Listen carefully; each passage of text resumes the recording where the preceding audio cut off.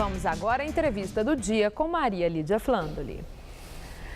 A OAB de São Paulo reage à violência contra advogados que, segundo o entendimento da instituição, foram presos de forma arbitrária. Para nós sabermos detalhes sobre essas prisões, o Jornal da Gazeta recebe hoje o advogado Marcos da Costa, que é presidente da Ordem dos Advogados do Brasil, Seção São Paulo. Obrigado, doutor Marcos, por estar conosco. Bom, doutor Marcos, eu gostaria que nós começássemos com o senhor dizendo por que foi que a OAB entendeu que a prisão dos advogados ativistas que estavam naquela reunião na Praça Roosevelt foram presos de forma arbitrária. Maria, nós tivemos duas situações de prisão num período de uma semana. A primeira, de um advogado, o doutor Benedito, numa reintegração de posse, onde estava tentando ingressar no prédio para conversar com famílias que estavam naquele prédio e impedido pela Polícia Militar, tentou entrar mesmo assim e aí foi mobilizado. E a segunda, dos ativistas, uma semana depois, dos advogados que estavam acompanhando os manifestantes. Os advogados foram instados a se apresentar os seus documentos, ou assim o fizeram, e na sequência pediram aos policiais militares que também fizessem a apresentação, se identificassem. Ao que houve ali uma imediata imobilização desses advogados, colocados um deles num camburão, levado à delegacia de polícia, e na delegacia de polícia o delegado se recusou a lavrar o necessário boletim de ocorrência, onde o advogado fazia o registro do abuso de autoridade e das lesões corporais que ele sofreu no percurso até chegar à delegacia de polícia. Agora, doutor Marcos, essa questão do desacato à autoridade, né? O que é que define o desacato? Nesse caso que o senhor relatou, os advogados foram presos, pelo que o senhor acaba de nos contar, porque a polícia entendeu que houve um desacato à autoridade, que a polícia foi desrespeitada. As redes sociais estão mostrando, né, vídeos desse momento da prisão, inclusive. O que é que configura desacato? Um cidadão pedir a um policial: eu posso saber qual é o seu nome, o senhor pode se identificar? É desacato? Pode configurar desacato, como foi no caso? De forma alguma. O desacato é um desrespeito à autoridade. E ali, gravados as cenas, fica muito claro que os advogados não desacataram os policiais militares. Só pediram a eles a identificação. Mas o critério é subjetivo? Então é o policial que sente, estou desacatado, aí pega e dá voz de prisão? Não é um critério subjetivo? Não é objetivo. O desacato é um crime definido na lei. O Código Penal tipifica de uma forma muito clara o crime de desacato. E naquele momento, claramente, não houve desrespeito algum. Os advogados requerem dos policiais militares a apresentação das suas identificações. Uma policial militar, inclusive, está de braços cruzados a impedir que, inclusive, se leia o nome ou o código, porque a polícia militar, em algumas situações, não utiliza o nome, utiliza apenas um código. E tem que ficar visível a identificação do policial? Por lei, deve ficar visível? Tem que ficar, para que o cidadão saiba, primeiro, que é uma autoridade policial, até para respeitar aquela autoridade. Quer dizer, não basta estar fardado, tem que estar ali o nome dele? Tem que estar ali o nome dele e para permitir, inclusive, que o cidadão possa identificar caso ocorra algum tipo de abuso na atuação da Polícia Militar. Agora, uma outra situação, eu vi nesse caso um relato que parece que foi dito que o advogado teria de provar o relato que ele fazia do que aconteceu na viatura da polícia quando ele estava sendo levado lá para a delegacia.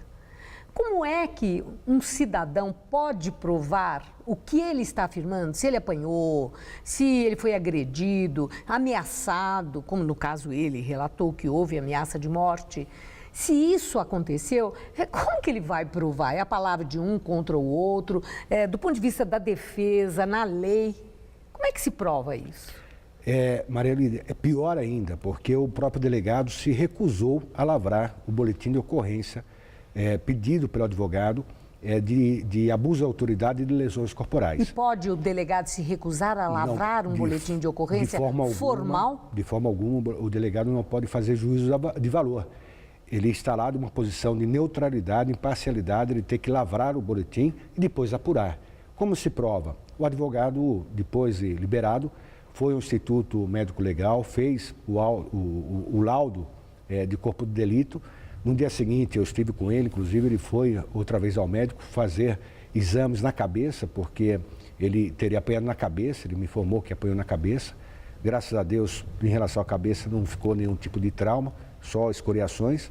Mas, de qualquer forma, agora nós solicitamos ao Comando da Polícia Militar, ao Secretário de Segurança Pública, à própria Ouvidoria, ao Ministério Público, que exerce o controle externo da Polícia, e ao Tribunal de Justiça Militar, que apurasse a situação. Lembrando que a filmagem mostra que os próprios policiais militares estavam com câmeras de vídeo, gravando também a cena, o que poderá auxiliar na identificação daqueles policiais militares que abusaram da autoridade ao promover a prisão desses advogados. O Jornal da Gazeta mostrou hoje, logo na abertura do jornal, a reportagem que acompanhou a reunião na ouvidoria da polícia. O senhor saiu satisfeito daquela reunião? O senhor acha que para o esclarecimento dos fatos e a prevenção de eventuais arbitrariedades, que esse entendimento, Secretaria da Segurança Pública, Ouvidoria, a Polícia Militar, o Comando e a representação dos advogados, a ordem,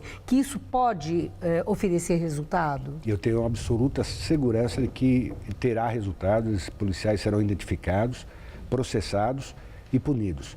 A Ouvidoria da Polícia é um órgão da sociedade civil e hoje, com uma atuação muito rápida, promoveu esse encontro do Conselho da Ouvidoria, permitindo que a sociedade civil tomasse conhecimento dos fatos e também avalizasse as medidas que a própria Ouvidoria e o OAB atuam. A orientação, no seu entender, policiais militares agem mais energicamente, mais duramente e correndo o risco, inclusive, das arbitrariedades relatadas, por orientação de comando, nessa época de Copa do Mundo, das manifestações, quando o poder público não quer as manifestações nem complicação, até pela repercussão que não é apenas nacional. O senhor acha que há uma orientação de endurecimento? Quero crer que não haja essa orientação. Quero crer que seja a atuação daqueles policiais militares que lá estavam. Nós tivemos outras manifestações onde a Polícia Militar compareceu e não houve problema nenhum. A manifestação ocorreu e depois os manifestantes se retiraram. Quero crer que foram atitudes isoladas de alguns policiais militares, mas esse tipo de situação, ao apurar o caso, principalmente pelo Tribunal de Justiça Militar, certamente essa situação será levantada. A última questão, do ponto de vista formal, a OAB de imediato tomou a posição, a OAB que sempre se destaca na defesa de direitos humanos, aí no caso também na defesa daquelas pessoas que representa, que são os advogados que estão envolvidos. Mas do ponto de vista formal, além da denúncia, do repúdio público, a OAB vai mover algum tipo de ação, vai tomar alguma atitude formal para eventuais reparos daquilo que esses advogados passaram? Nós já adotamos um procedimento legal junto ao Tribunal de Justiça Militar. O tribunal permitirá apurar, inclusive, quem foram aqueles agentes. Apurados os agentes, nós vamos sim ingressar com as medidas necessárias em apoio a esses colegas, ação a esses judicial, advogados. quando o senhor fala medidas necessárias? Já ingressamos com ação, chama-se reclamação no Tribunal de Justiça Militar. A partir daí vai ser possível identificar quem foram os policiais militares. Identificados esses policiais, com certeza a ordem agirá, inclusive sob o ponto de vista criminal e do ponto de vista civil. Além, evidentemente, na corregedoria, onde se requererá ao corregedor as medidas adequadas do ponto de vista administrativo. Agradeço muito sua entrevista. Uma boa noite. Muito obrigado. Obrigado. Gabriel.